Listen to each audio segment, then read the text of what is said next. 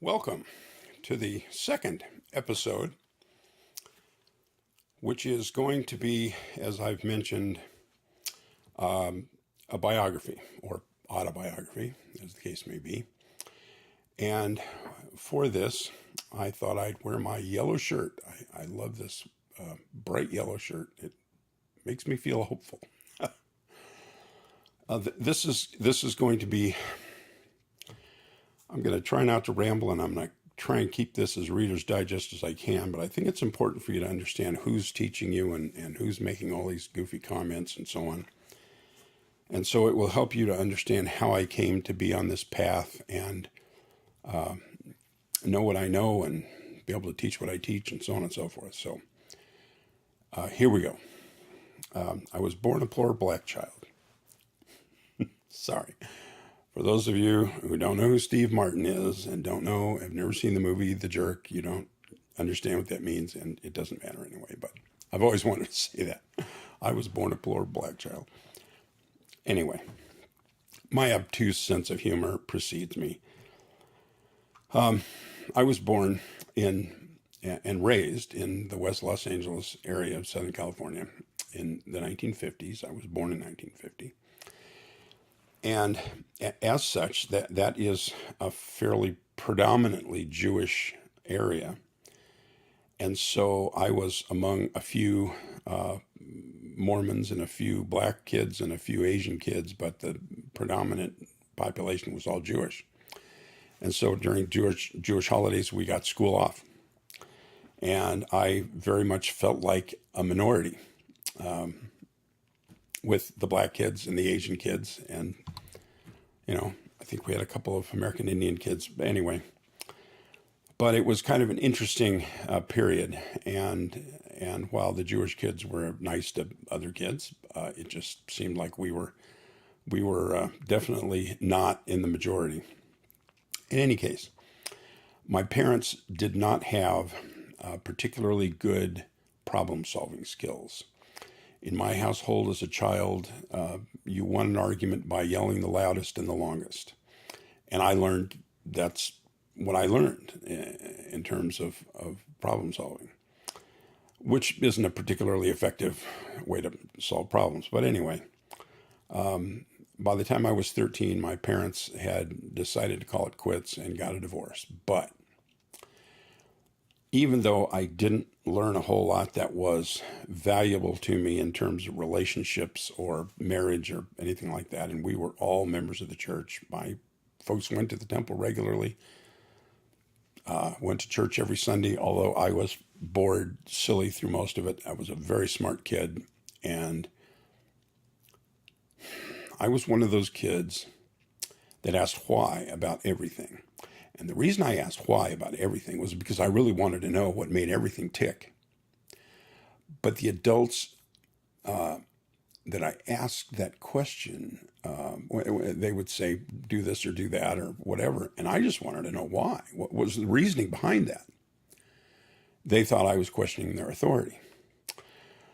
The term that was used the most often to describe me was impudent. He's impudent. You have to watch out for him. He's impudent. Well, I had no idea what that meant. I have obviously looked it up since then, and it is reasonable to me to think that they just thought I was questioning their authority, and it taught me a healthy disrespect for authority. For if that's what authority is being jealous of your position or whatever, then I thought it was not too good. So anyway, I grew up a pretty rebellious kid with a pretty healthy disrespect for authority. But the one saving thing that my parents did for me as a child, and I will always be grateful for them for this, they're both gone and have been for a number of years, but when I was 7, my father, we used to watch Lawrence Welk. And for those of you who don't know who Lawrence Welk was, go look it up, look him up on the internet or something. It was he was a band leader and had a weekly television program with musical. And my father really liked the accordion player, Myron Florin. And he always thought he would like me to play the accordion. And he had an accordion salesman come by one day and put an accordion in my lap. And I said, there's no way I would ever play this monstrosity. But the guy came to school to start a band. And I said to my dad, I really don't like the accordion, but that guy Pete Fountain's pretty cool. And he plays the clarinet. I wonder if I could play the clarinet. And my dad said, sure. And so through a friend of the family who was in the music business, they procured me a teacher, a studio, first call studio guy, a classical woodwind player. I don't think Jacques ever played much in the saxophone range, but he played all the double reeds and clarinet. So oboe, bassoon, and clarinet. And he didn't usually take beginning students, but he took me. And my parents spent a fair amount of money and sacrificed a fair amount for me to have a clarinet, and a good one. It was still a student model, but it was made out of wood, and I am very grateful. I played it through high school. I think I was a senior in high school before I got my first buffet. Anyway, that's a model of a clarinet.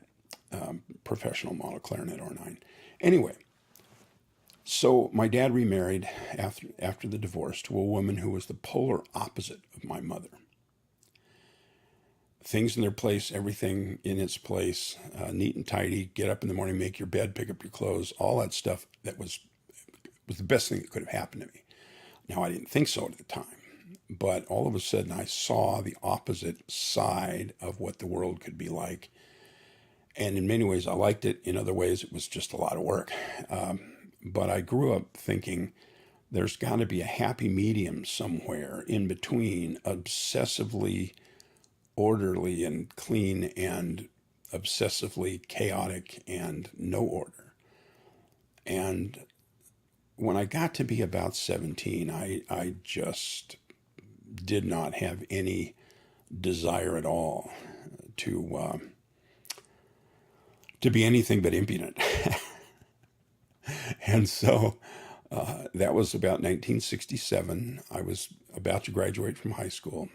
Vietnam was blazing away, and I had absolutely and utterly no desire to go marching through the jungles of Vietnam, shooting at people I didn't know, and it just seemed like the stupidest thing to do, to go over there and kill people. I just didn't understand it. Well, I've always been politically very independent, and there are times when I side with one side of the fence, and times I side with the other side of the fence. But I have grown into a decidedly libertarian fellow who is very much anti-war, very much pro-market, and very much anti-state. I read Lew Rockwell. I love the Mises Institute. That's a whole Robert Wenzel. I read his column every day. Anyway, I've never, for many, many years, I haven't been anything but a registered independent, and I vote for who I want, and usually I don't vote because there isn't anybody to vote for. And you probably say, well, that's wasting my vote, but we can get into that later. I don't believe so. I think wasting your vote is voting for evil. Whether it's the lesser of evil or not, you're still wasting your vote if you're voting for evil. So anyway, and no, I didn't vote for Mitt Romney. I don't vote for socialists, Mormon or not. Anyway, on we go. Vietnam was blazing away. The draft was enforced. I was looking at getting drafted, probably or possibly. And so I decided to take a look at the military band programs. And so I did. And I discovered that the Air Force had a program, a band program that you could audition for if you made it. You were a musician. That's what you did for a living in the Air Force. Where all the other branches of the service, you were a soldier, a sailor, whatever. And when they wanted you to play, you went and played, and then you go back to being a soldier. And I said, phooey on that. So I auditioned for the Air Force Band and made it easily. I auditioned at March Air Force Base in Riverside, California, and I worked so hard on my solo. They had just sight read and play scales and all that sort of stuff. But I prepared the Von Weber Clarinet Concerto, which is a fairly difficult piece, and I had the last page was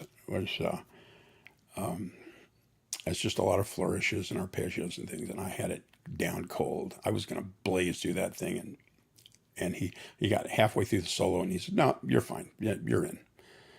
And you got to be kidding me! I worked my butt off on this thing. No. I've got another meeting. I've got to go. You're in. You're fine. Here, signed the papers, and off I went.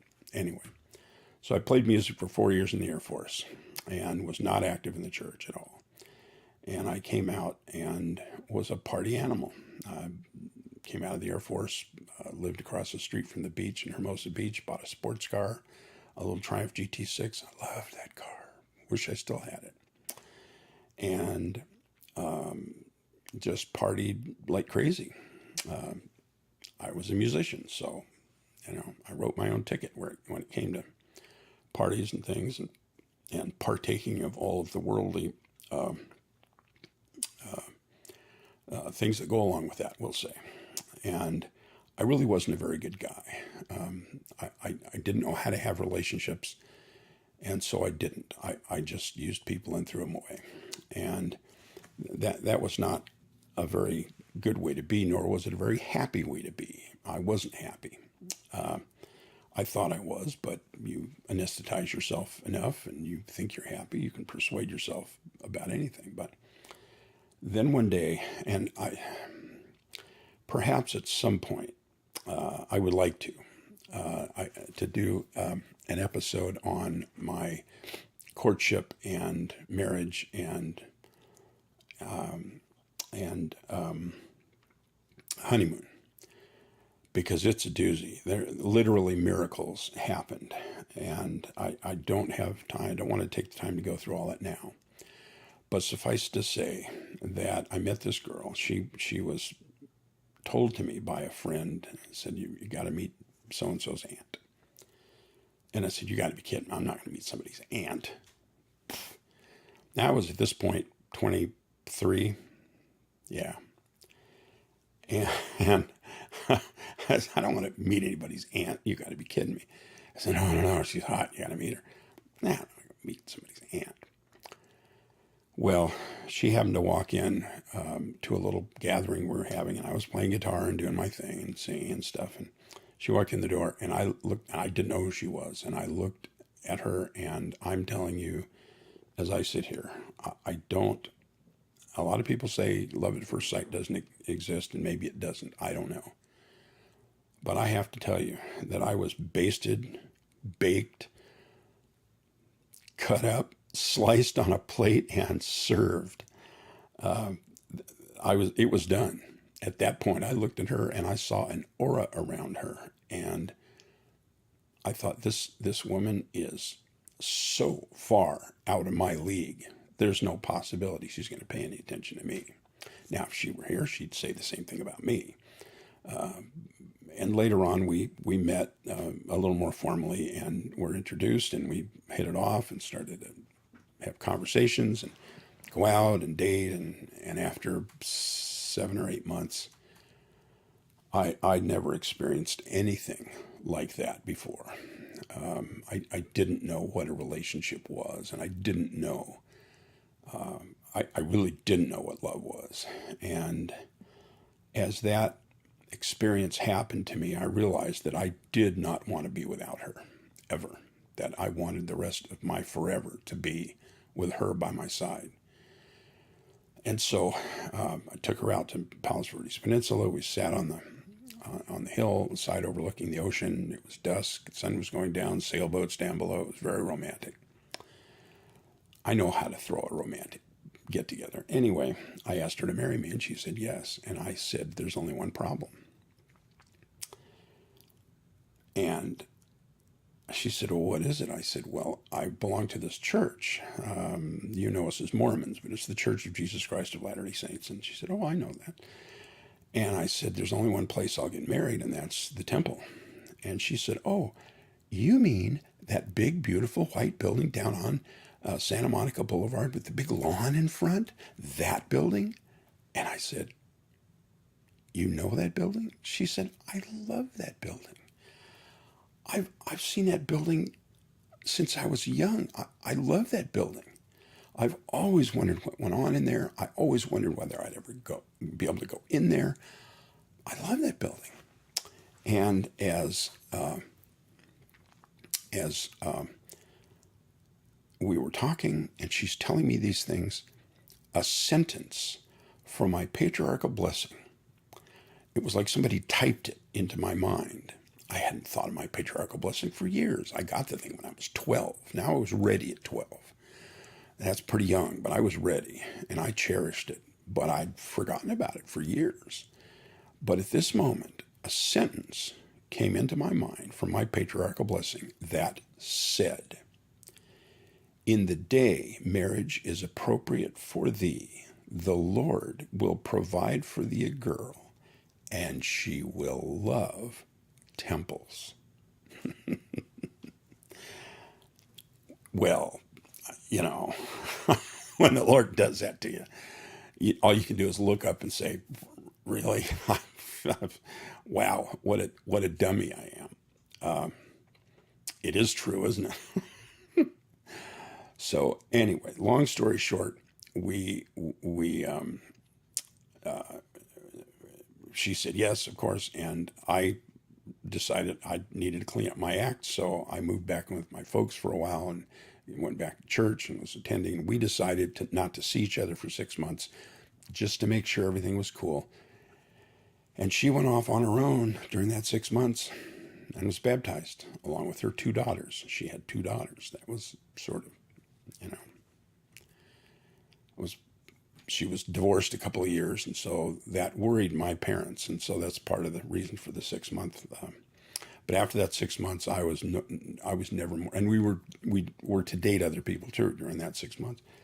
I was never more sure of anything in my life at the end of that 6 months than I wanted to marry her. Not any doubt at all. Well, my parents still wouldn't bless the union. And 6 months later, after she'd been a member for a year, we were married in the Los Angeles Temple, and my parents would not come. Pretty weird, huh? My grandparents were there. Her parents couldn't come because they're Catholic. But we had young special interest. We had both gotten involved with the Stake Young Special Interest. They'd made me the Stake Young Special Interest president for some reason. And that we were in the largest ceiling room in the LA Temple, which is a very large room, and they had to pull the seats forward, and all the brethren were on the outside walls, and all the sisters were in the seats. And anyway, so and again, a number of things happened. I could tell that story for another hour, but suffice to say that we were married and just deliriously happy. We had 2 kids in 2 years. We went through the normal vicissitudes of life and found ourselves, after working out a number of things, mostly my issues, found ourselves in a situation where we were very happy and moving on, had discovered the careers we wanted, and all of that. And so it was a wonderful time. Well, I found myself as a young elder in an elder's quorum, and I would watch these guys, and it was amazing.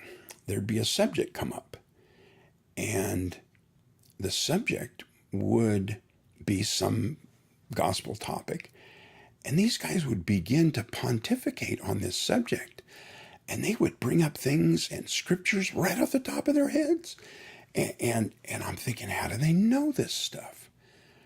I'm thinking, this is weird, and they know all these people.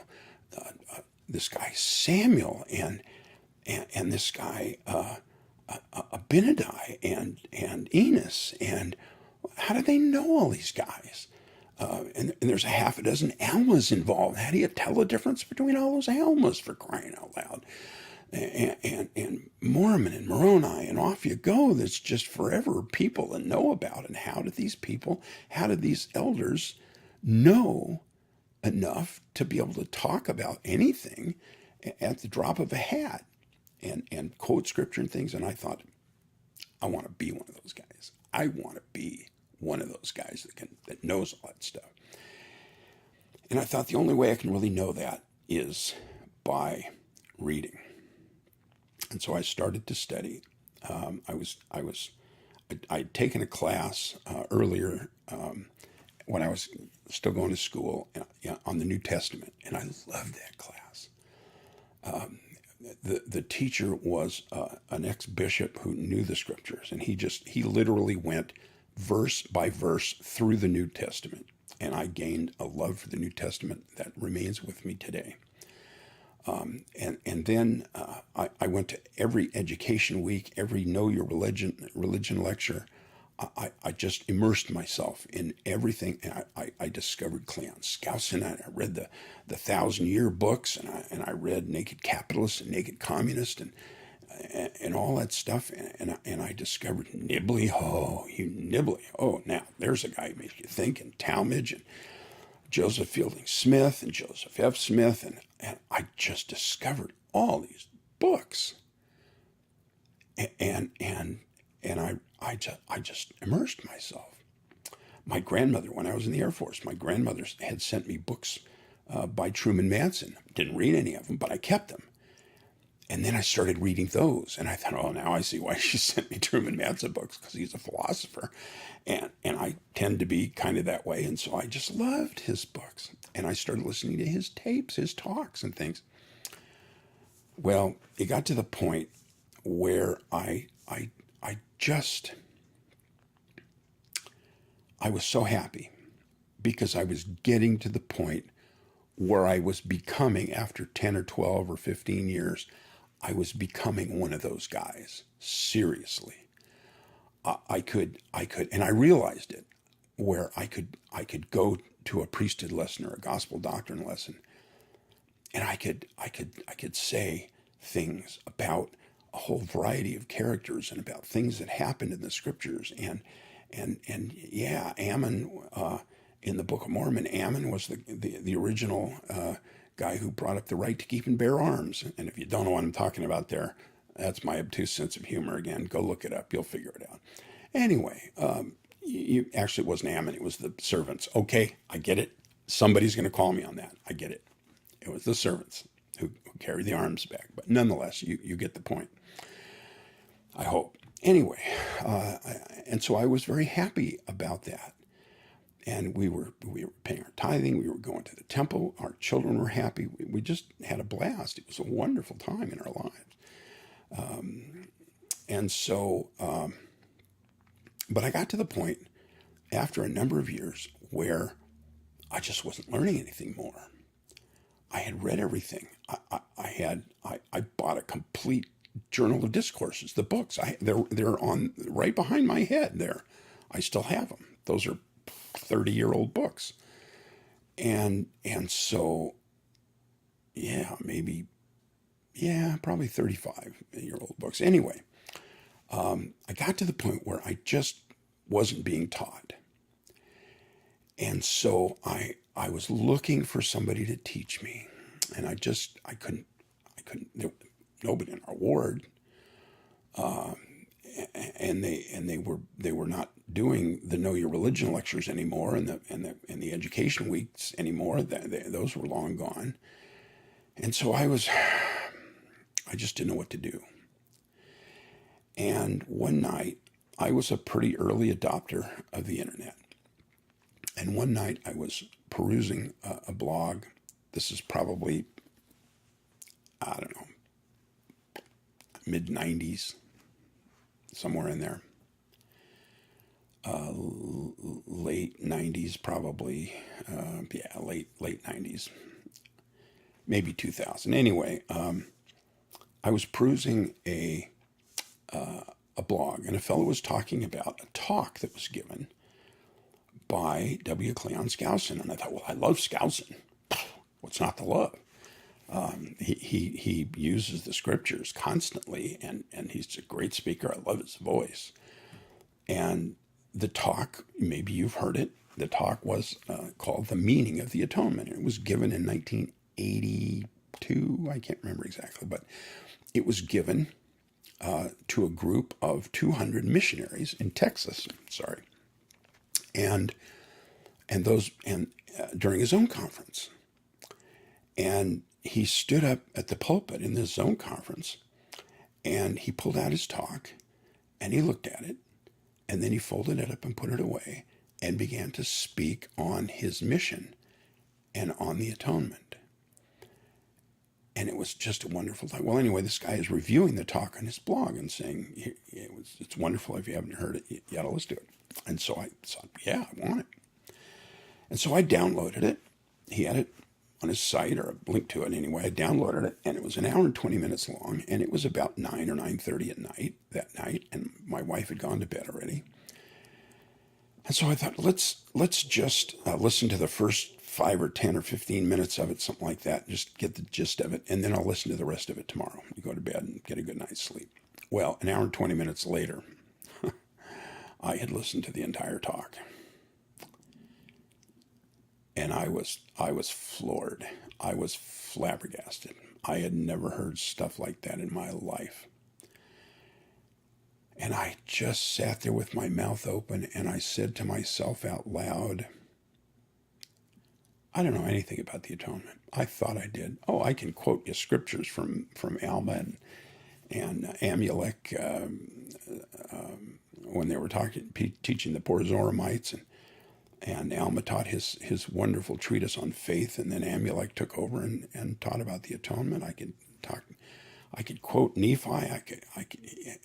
I mean, yeah, I know the scriptures, but I didn't know anything about the atonement. And so I went and I actually woke my wife up, and I said, sweetheart, you won't believe it. I've had an epiphany. I told her. And of course, very kindly, she said, that's fine, dear, now come to bed. I couldn't sleep. Well, I finally did get to sleep. I listened to it again the next day, and this time I sat down and I wrote down all of the scriptures, and there are a bunch of them. I mean, every other minute there's a new scripture. And then there are groups of scriptures that have to do with the same thing, because he'll tell you it's a good thing to take the verse on a certain topic from several books and put them together, so, as he says, get the whole picture. And so I wrote down all the scriptures, and then I proceeded to categorize them, and I embarked on a course of study for years from that talk. I listened to that talk. We were still in California and hadn't moved to Arizona yet, but we were going out to visit my daughter in Arizona, and when we'd go to other places or I'd have to drive, I listened to that talk all the time. And for work, I had to drive around LA a lot, and I just listened to that talk. And I listened to it over the years, probably 60, 70, 80 times. I lost count, long before that, but I love that talk. I got to the point where I could give it, and did. I did so much research. I'd go chase the scriptures that he wrote down, and then I'd find other scriptures, and I chased them and concepts, and then I read other books that had something to do with it. And over the course of 5 or 6 years, I exhausted that talk. And I studied and learned everything I possibly could from it. I gave firesides on it, using it as the core material. And of course, I learned other things too, and gathered things from other sources. But it flabbergasted me. And so I found myself again looking for a teacher. I just was flabbergasted in what I had learned, but I realized that I had exhausted it for everything I possibly could, and I needed someone else to teach me, and I was looking desperately. Okay, we have hit the 30-minute mark. So we are going to now end this part, and we will do one more segment, and that will end it up. I'm not sure it'll go 30 minutes, but and that will end the biography. But I want to keep to the 30-minute rule because I think it's a pretty good rule. So we'll see you on the next part. 15 miles to Provo, and I'm standing in the desert sun, trying to hitch a ride. Not a sign of